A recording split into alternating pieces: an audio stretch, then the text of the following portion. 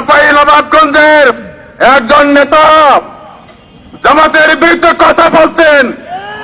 এই আওয়ামী সরকারের বিরুদ্ধে, এই ফ্যাসিস্টদের বিরুদ্ধে কোন আন্দোলনে, কোন হরতালে, কোন মিছিলে তিনি ছিলেন না। তার বিরুদ্ধে এখন পর্যন্ত একটি মামলাও ছিল না।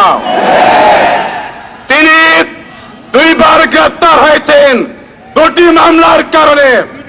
একটি হল সরকারের রিলিফের টিম তার বাথান বাড়িতে পাওয়া গেছিল, আর একটি মামলা ট্যাক্স ফ্রি গাড়ি বিক্রি করে দেওয়ার অপরাধে তিনি জেলখানায় গেছিলেন।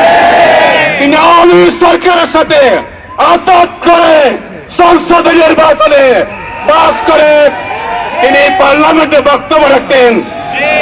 আর আজকে বড় বড় কথা হচ্ছে, যদি এই ধরনের আওয়ামী ফ্যাসিস্টদের বক্তব্য বন্ধ করানো হয়, আপনার তো ক্ষমা করবেন ইনশাল্লাহ।